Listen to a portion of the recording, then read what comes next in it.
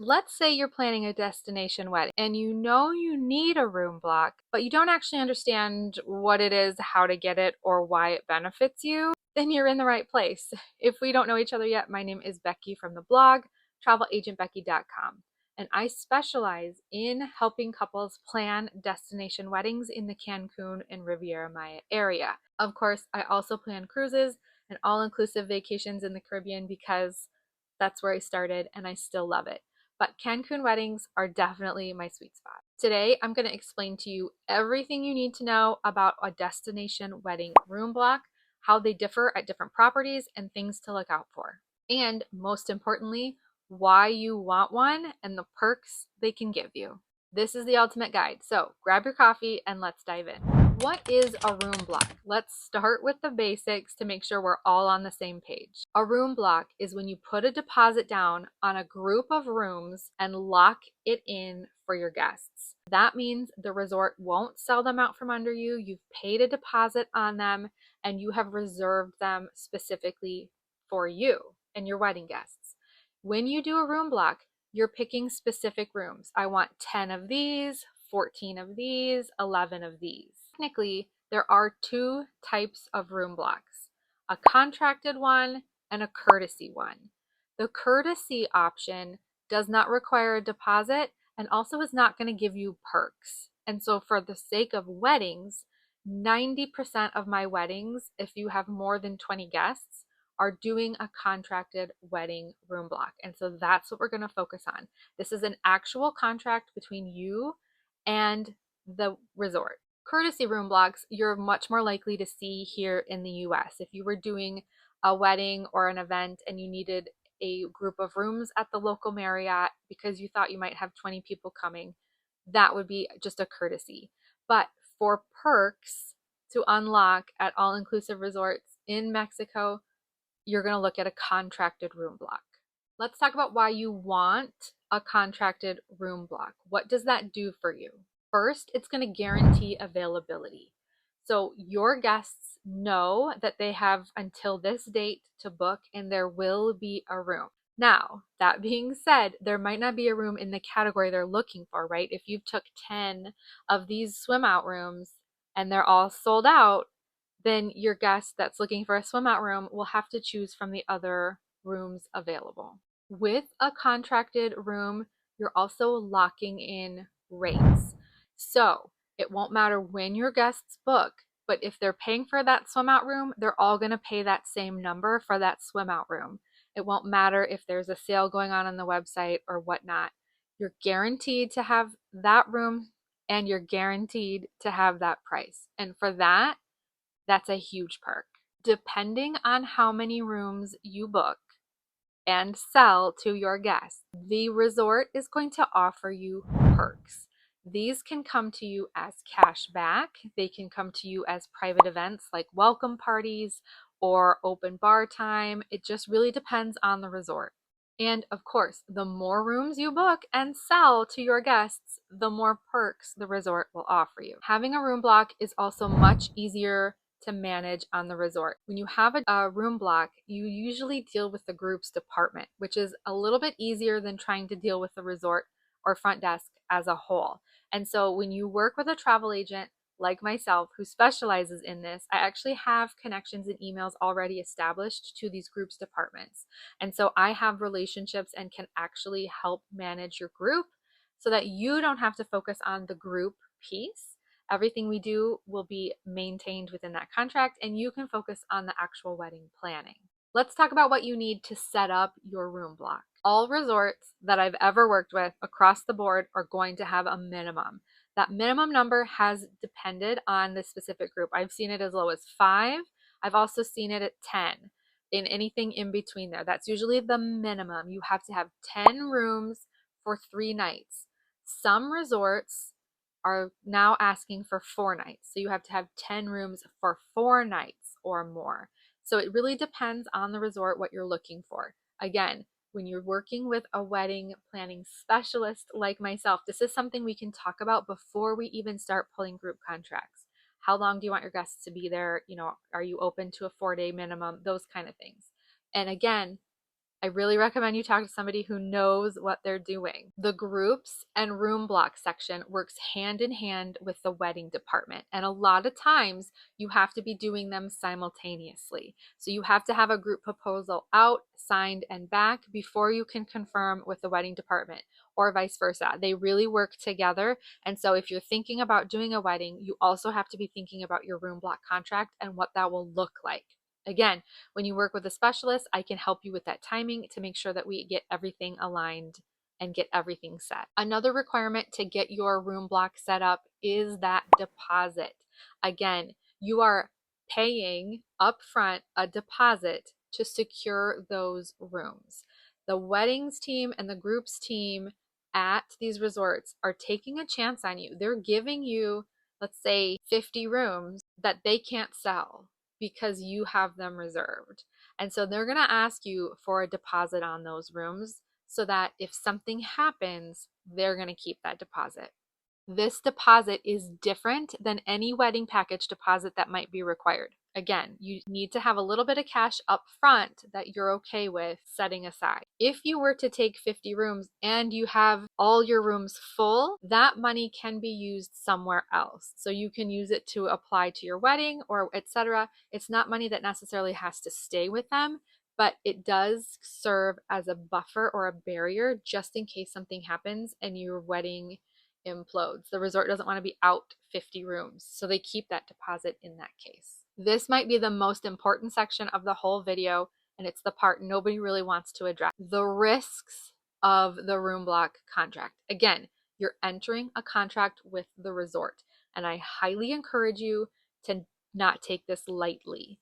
You pay for a hairstylist, you pay for a mechanic, you pay for specialists to do your taxes in a lot of cases. And so it is not unreasonable to hire someone to help you manage your contracts. That's literally exactly what my job is. And there are lots of other travel agents that specialize in wedding planning.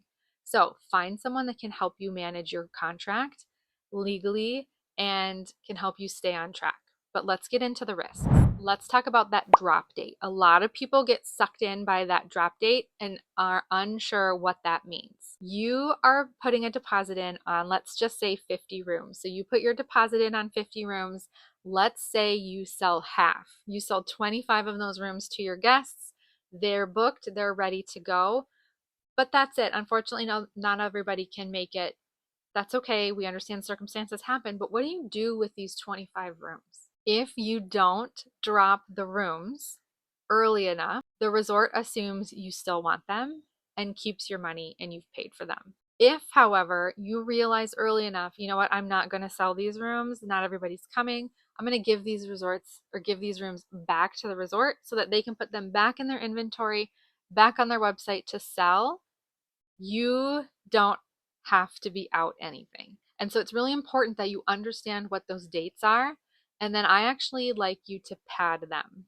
So if you have until January 1st in order to sell these rooms, I think you should actually tell your guests they have November 1st. And then you have this whole section of time where you could allow for a few weeks of added, but then really you can give that back. You're still within the rights of the resort and you're still within the contract and you've got plenty of breathing room. So it's really important that you manage your dates wisely. Risk number 2, the pricing technically can change. When you started a year ago on your room block, you put in a deposit and you secured what you thought was going to be the lowest rate. And that might have been true at the time. But now, as you're getting closer, your guests are starting to see those same rooms posted on the website for cheaper than your room block rate. Here's the deal. Resorts are allowed to run promotions and sales, and that might be lower than the pricing you've locked in. Very few contracts allow for you to price adjust to match. Most do not. And so it's still important for your guests to book in your room block. Why? Because that room block is going into your deposit, right? So you are earning that money back and it goes to the perks that you're earning towards your wedding. Unfortunately, it happens sometimes. It is definitely a risk, but it's just the consequence of booking early. You just never know. We hope resorts don't do that, but at the end, it is a possibility that has to be considered. Risk number 3, it's a contract, which means flexibility is limited or not at all. Once you sign that contract for your room block, making changes is hard. We can request additional rooms be added, but it's just that, a request. They can choose to honor it or not because the original contract still stands. So making changes to a contracted room block can be challenging. This is why we need to really focus and have real, actual conversations with our wedding guests to see who is likely to come, who is not likely to come, how many rooms are we giving or are we pulling into our room blocks, and in what categories, because we don't want to pull all base level rooms if we think there are going to be people who want to splurge and do swim outs or move up to butler categories, right? So we really have to have honest conversations with our friends and family before we even pull that room block to see what budget are most people booking in. And risk number 4, which can absolutely be avoided with good communication, is the confusion of your guests. Most guests are not going to understand why they need to book in your room block. Why can't they book at the hotel next door that's cheaper? Why can't they book on the website when they're running that sale? They don't understand that you are collecting these perks, that all the people that book in the room block means more of your money that comes back to you, all kinds of things. So your guests' confusion is a part of the contract and a part of the piece. And when you've hired someone to help manage that conversation, that means you don't have to. So when your guests come to you and say, hey, I found the resort next door is way cheaper, can't I just book there? You can say, you know what? My travel agent will handle all of that. Why don't you communicate directly with her? And then you're out of it. That's one less thing you have to solve, one problem less you have to solve. Okay, so after all that, let's just really quick go through the pros and cons of the room blocks. Pros, guaranteeing availability. You're locking in those rooms in that amount. And so you've got 10 swim ups, you've got 10 swim ups. Number 2, consistent pricing for all your guests. That cost is that cost regardless of what's happening on the website, good or bad. You're going to get perks, upgrades, and freebies based on how many people book into your room block. If you're working with a travel agent, you can have it professionally managed. That's something that they do. When you have a room block, everyone stays on that property. You don't have people everywhere. Your room block contract often works really complementary to your wedding package, offering perks that you can use for your wedding, like welcome parties. Cons, of course, it's risky. There's less flexibility, and you have to really manage those dates. And of course, the biggest cons are that it does require a deposit up front, and you do have to sign a legal contract with the resort. So how do you protect yourself if you decide ultimately you do want to do a destination wedding room block? Don't block more rooms than you need. If you think reasonably 50 people are coming, you need 25 to 30 rooms. You might have some solo people, you might have a couple people surprise you. There's no reason to block 50 rooms if you just don't think that many people are coming. Understand your drop date. Have it in your calendar, go back 2 months, make that your drop date, and really, really stick to it. You need to read that contract carefully. I know we're used to signing things every time we buy an iPhone or whatever, we just sign. Read. You need to read your contract and you need to understand it. And if you don't, then you need to hire someone who does. And I don't say this lightly. Travel agents come at all kinds of price points.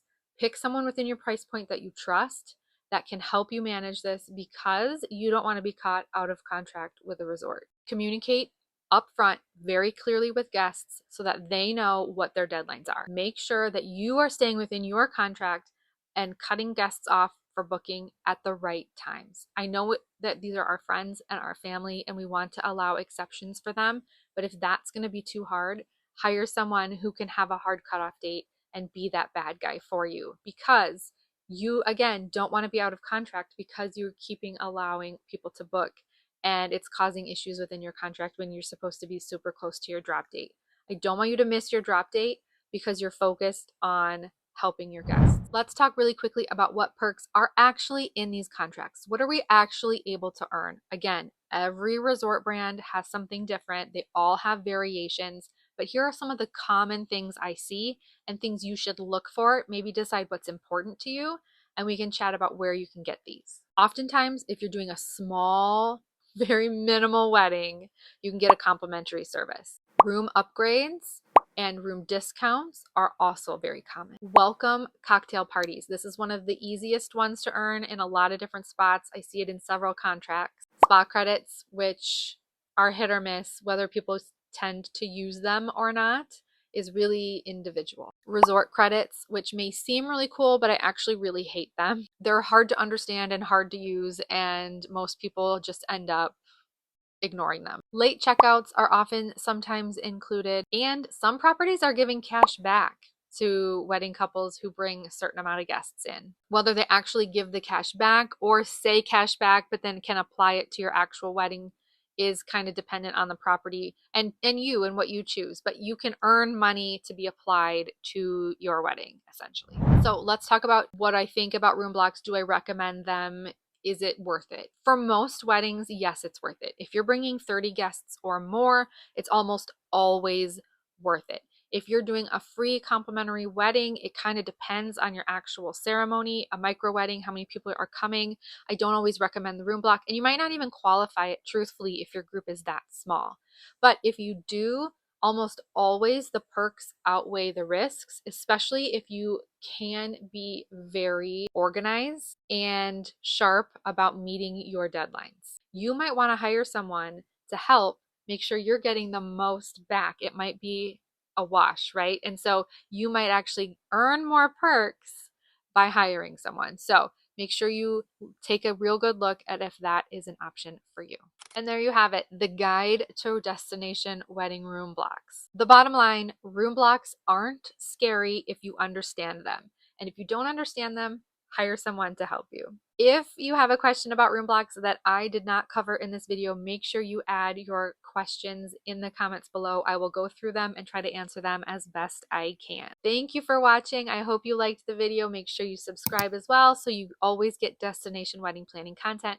And if you'd like to chat, I do offer consultation calls. They're always complimentary and they're linked below. You can grab a spot on my calendar and we can talk about planning your destination wedding. Thanks for watching, and I'll see you in the next one.